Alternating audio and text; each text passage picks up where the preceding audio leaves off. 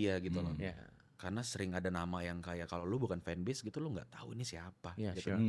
Tapi pendengar yang udah jalan berapa tahun tuh tahu ini siapa, ini ngomongin apa segala macam. Yang casual pun mungkin kalau udah pernah dengerin Run Through gitu ya jadi punya opini tentang itu. Oke. Dan gue menggunakan TikTok gue tuh cuman untuk monitoring panggung gue kan, untuk kayak ngelihat gimana minggu lalu atau beberapa hari lalu mainnya bagus apa enggak, ada technical problem apa enggak. Jadi algoritma gue jadinya di FYP gue ya isinya video-video Fis Hindia Lombasir doang gitu. Wah itu gue capek hati banget kalau buka komennya kayak karena beneran isinya tuh orang spekulate tentang hidup gue dan apa yang terjadi di hidup gue gitu loh. Dan kadang-kadang tuh top komennya tuh yang bener-bener salah total. Oke, Tokyo Drift gitu loh. Contoh ya. Contoh. Apa yang maksudnya sebenarnya A, tapi orang menyimpulkannya Z. Iya. Yang kayak dari yang lucu dulu ya gitu. Ada nama nyokap gue di rumah ke rumah kan. Iya Amalia tuh nama pacarnya gitu yang kayak. Anjing lu bahkan kayaknya nggak punya komprehensi dasar media informasi bagaimana gitu. Terus sampai yang apa namanya buat gue udah cocok logi gitu, tapi mungkin masih lucu yang kayak oh iya dia sengaja bikin patung kayak gini biar ada kontroversinya dulu ntar naik apa bla bla bla. Sampai yang levelnya menurut gue udah mengganggu banget gitu yang kayak gue nggak tahu gosipnya apa dari mana. Iya dia apa namanya sebenarnya tuh dia diam-diam udah Islam, pindah Islam segala macam gitu. Yang udah identitas gitu yang dipertanyakan.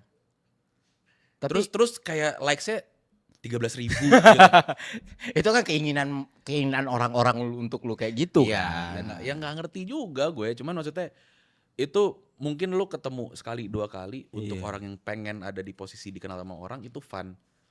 Tapi lu baca, makanya gue memilih untuk kayak menjauhkan diri dari media sosial gitu loh. Gue sekarang udah less aktif banget dibandingin dulu, dibandingin 2 tahun lalu segala macam. Waktu dibilang lu pemuja setan gitu.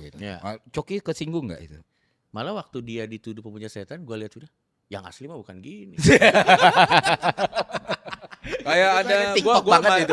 baca gue nonton potongannya si Mongol ngomong. Iya. Ini mah bukan gitu. Terlepas dari orang percaya sama apa Ya, enggak share. sama ceritanya Nah, itu Mas tuh Mongol tapi gue Iya, kayak wah untung dibelain. Makasih Mas. Itu lebih fun atau khawatir lu? Ada momennya kasus itu fun. Ada momennya kasus itu fun karena berapa hari pertama tuh waktu itu gue lagi tur Australia. Jadi kami bercandain lah di Australia.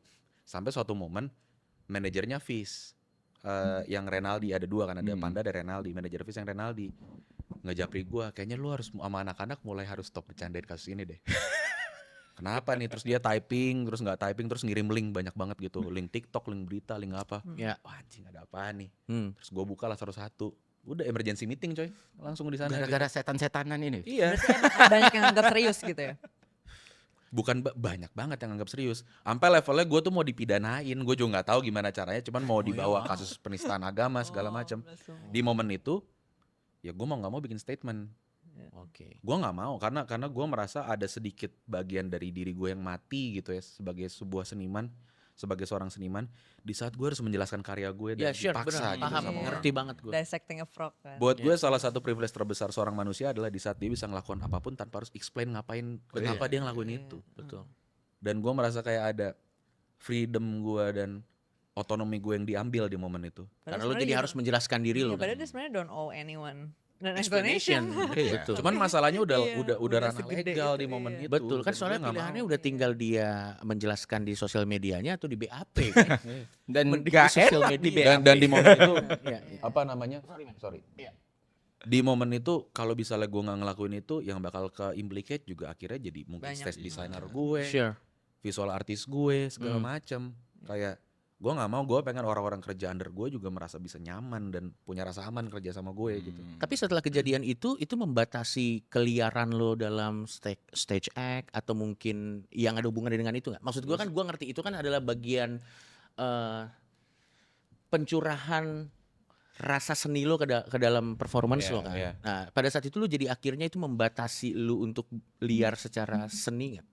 Kalau gue bicara dengan sangat jujur, ada banget gue, terutama di imagery yang horor seperti itu ya. Oke. Karena gue suka banget bikin show yang ada storytellingnya dan emang jadi satu kesatuan. Kayak speechnya tuh bahkan part of the show gitu. Oke. Kayak lu pakai baju apa, disuruh pakai baju apa segala macam itu part of the show. Iya, sure. Dan itu waktu itu di momen itu gue jelaskan lah emang